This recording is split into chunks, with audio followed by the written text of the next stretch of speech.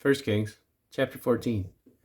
At that time, Abijah, the son of Jeroboam, fell sick. And Jeroboam said to his wife, Arise, I pray thee, and disguise thyself, that thou be not known to be the wife of Jeroboam, and get thee to Shiloh.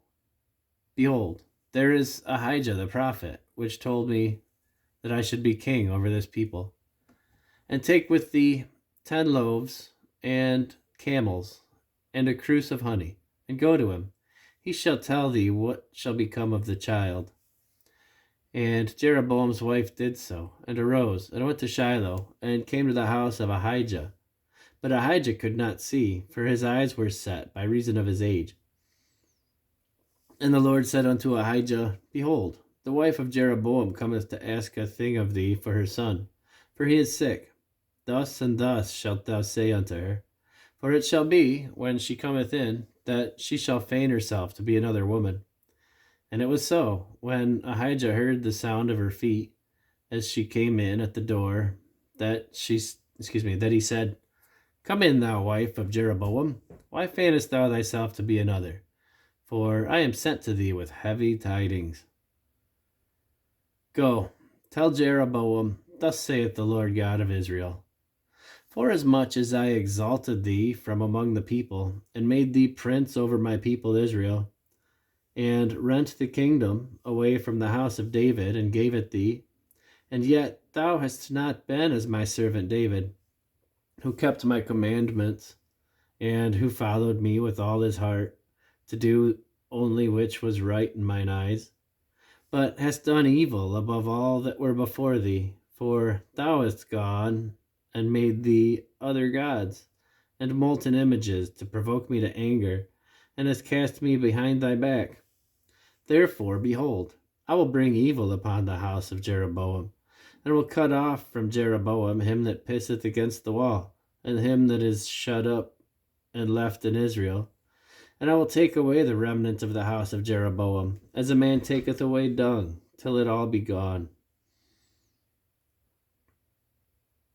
Him that dieth of Jeroboam in the city shall the dogs eat, and him that dieth in the field shall the fowls of the air eat, for the Lord hath spoken it. Arise thou, therefore, get thee to thine own house, and when thy feet enter into the city, the child shall die.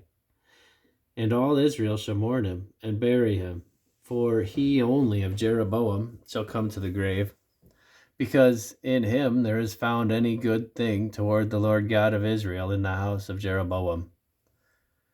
Moreover, the Lord shall raise him up a king over Israel, who shall cut off the house of Jeroboam that day. But what, even now? For the Lord shall smite Israel, as a reed is shaken in the water, and he shall root up Israel out of this good land, which he gave to their fathers, and shall scatter them beyond the river, because they have made their groves, provoking the Lord to anger.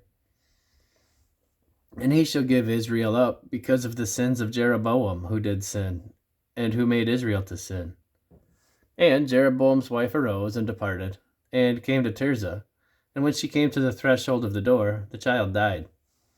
And they buried him, and all Israel mourned for him, according to the word of the Lord, which he spake by the hand of his servant Ahijah the prophet.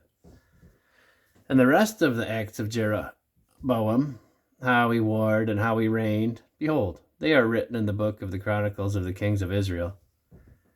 And the days which Jeroboam reigned were 22 years, and he slept with his fathers, and Nadab his son reigned in his stead.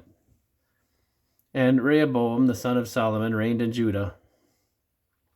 Rehoboam was 41 years old when he began to reign, and he reigned 17 years in Jerusalem, the city which the Lord did choose out of all the tribes of Israel to put his name there. And his mother's name was Naamah, an Ammonitess. And Judah did evil in the sight of the Lord, and they provoked him to jealousy with their sins which they had committed, above all that their fathers had done. For they also built them high places, and images, and groves on every high hill, and under every green tree.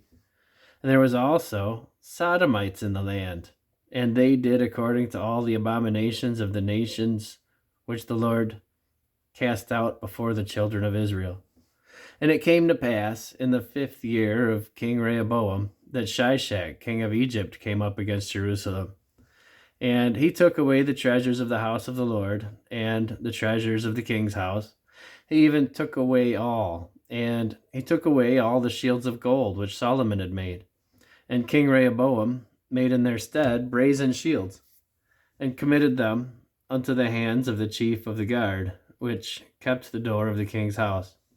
And it was so, when the king went into the house of the Lord, that the guard bare them, and brought them back into the guard chamber. Now the rest of the acts of Rehoboam, and all that he did, are they not written in the book of the Chronicles of the kings of Judah? And there was war between Rehoboam and Jeroboam all their days. And Rehoboam slept with his fathers, and was buried in his father. Rehoboam slept with his fathers, and was buried with his fathers in the city of David. And his mother's name was Naamah, an Ammonitess, and Abijam his son reigned in his stead.